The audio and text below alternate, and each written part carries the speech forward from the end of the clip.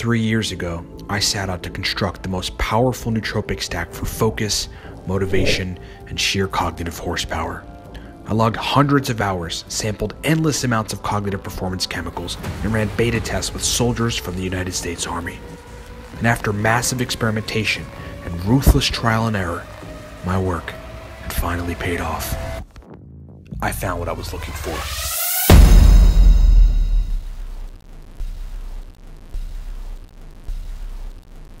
I've been dealing with an affiliate marketer for the Cortex product, and he markets the product to a very specific audience via a few social media channels and using their ad platforms. And I sent him the product. He actually bought a bottle of the product. I didn't ask him to. I would have sent him a bottle for free, but he bought a bottle, and I was like, here, you want to buy a bottle? Try it out, see where you're at.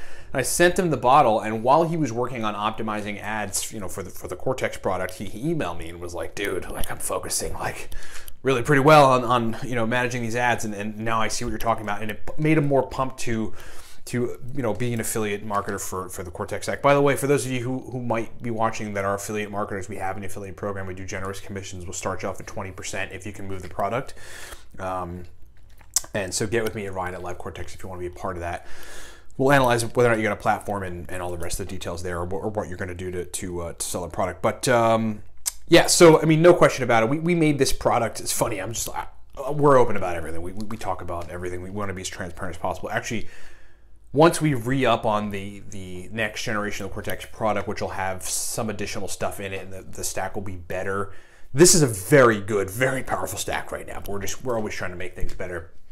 I'm probably going to divulge ingredient quantities too, in the realm of transparency. But secure a bottle of the Cortex Nootropic stack. If you haven't tried it yet, this is the time to try it. Just secure a bottle. You're going to love the stack if you respond well to it. We tried to mimic a regular dose modafinil with a natural product. We've got uridine and CDP choline, which are very stimulatory and also very functional nootropics, working on the cholinergic system, working on neurite outgrowth, working on the dopaminergic system, inhibiting GABA to some extent. In some ways, it sort of does some of what modafinil does. Modafinil inhibits GABA, in some capacity, facilitates the release of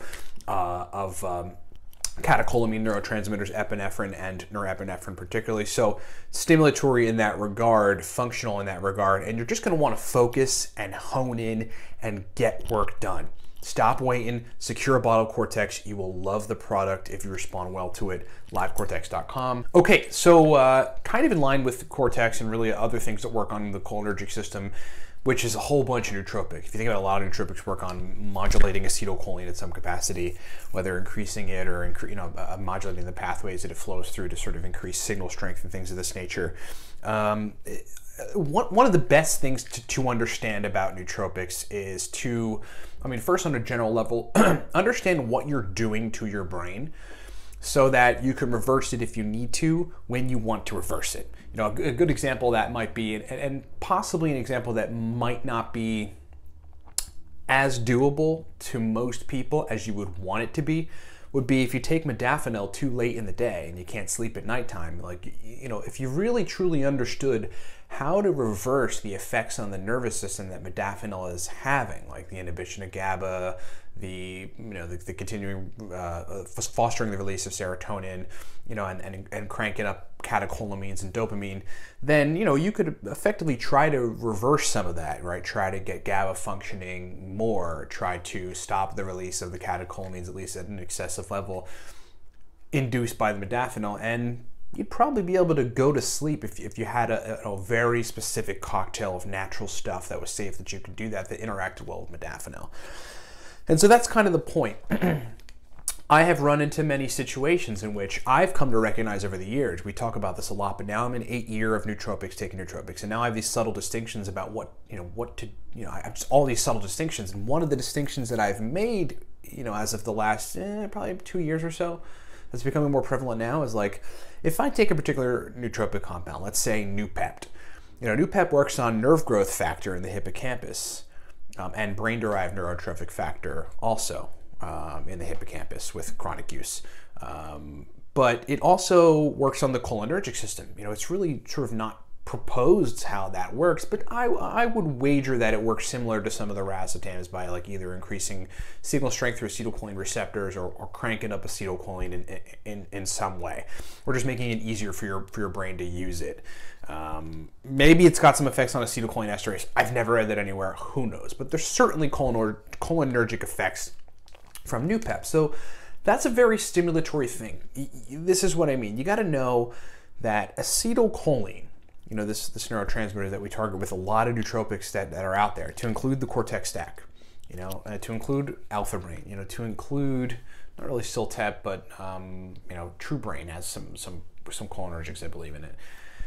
What we got to understand is that acetylcholine is pretty much sympathetic nervous system, you know, stuff, right? Fight or flight activity, right? Excitatory. It's an excitatory neurotransmitter. You know, you need it for very many cognitive functions. But what I don't think people understand about acetylcholine particularly, which is affected by most nootropics, so this is very relevant, is that it's not just in the brain, right? It's in the enteric nervous system, which is, you know, your gut nervous system. So it facilitates the release of stomach acid and has to do with digestion. It also, you know, if you've got way too much acetylcholine, that's a problem. You get into bronchoconstriction, like the constriction of your airways and stuff, because the smooth muscle is releasing too much acetylcholine and it tightens it up. It's one of the things that actually happens when you've got, like, there are poisons out there that effectively target acetylcholine esterase and inhibit it, so that you just have endless amounts of acetylcholine, and that ends up being crazy for people, like not good. That's like, those are like irreversible acetylcholine esterase inhibitors, which makes it so that your body just keeps cranking up the acetylcholine, and eventually that can get bad. All nootropics are reversible. None of them ever do that unless you take them in massive high quantities, like huperzine A, which no one ever should ever do, and that's why it's you dose very small with it. But understand that, like, you know, you understand what nootropics are doing to the nervous system, and so that you can reverse it. Here's a good example. I often run into, so back to my example of Noopept, I have run into cases alongside my sort of subtle distinctions, like later on in my life here, like where, you know, I'll take Noopept, and then at 5 p.m., 6 p.m., after I've done a bunch of work, my nervous system's cranked up, I feel good, I've gotten a lot of work done, I'm productive. You know, I don't really want to feel like that anymore. I might not want to feel like that, but the Noopept and its effect on the cholinergic system, you know, and therefore the sympathetic nervous system, the fight or flight, action, awakeness, alertness of my nervous system, is still going, and I don't want it necessarily. So in that case, I think you have to look at the neurotransmitters that directly mediate acetylcholine release and might inhibit it, and there is such a neurotransmitter, and it is GABA. It's GABA. So I have experimented over time with Phenibut.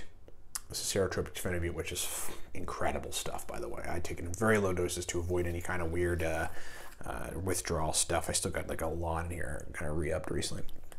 And you know, Phenibut directly is like, you know, works on increasing GABA in a much more, it's a derivative of GABA. It's like adds a phenyl group, kind of like how phenylpiracetam makes piracetam a lot stronger. And, you know, as opposed to like strictly GABA supplements, which do have an effect, but they have a harder time crossing the sac that prevents pathogens from getting in your brain, the BBB, blood-brain barrier. People always say that like GABA supplements are absolutely 100% useless. No, they are not. They are just not quite effective. Okay, to some extent, you're going to get a relaxation effect and an increase in the neurotransmitter, whether it's in the enteric nervous system or, you know, in your brain from taking GABA supplements. But there are much better versions of that, and Phenibut would be one of them, and also picamilin would be another. L-theanine increases GABA concentrations. That would be another. But yeah, I mean, there's no question about it that I've been able to, you know, with very low dose Phenibut, absolutely L-theanine, basically those two, change the effects of the release of acetyl, you know, of the cholinergic nootropic that was getting me amped up and focused and ready to go and in. Once I got to a point where I was like, you know, I don't really want to feel like this anymore. I'd rather relax, etc. So, I mean, at 5 p.m. when I just don't want to feel that anymore, when I'm not, you know, into being cranked up, I've got this cholinergic cranking everything up, I'm releasing a bunch of acetylcholine, you know, in my brain, and, you know, but also my digestive system and all these things. That's why you have to think about everything. I'd rather not have that happen. Some people talk about, oh, I take cholinergics or I take nootropics and they make me snappy or anxious, or you just get, you might be snappy with your sister or mean with your whoever, or your wife or whatever. And that's probably because you're stimulating the sympathetic nervous system. You're probably cranking up, and as a result, you're cranking up epinephrine and norepinephrine, and you're releasing acetylcholine, and these are very stimulatory chemicals, neurochemicals, physical chemicals that really get you in that place. So I think it's important to know. That's it. Just summing up.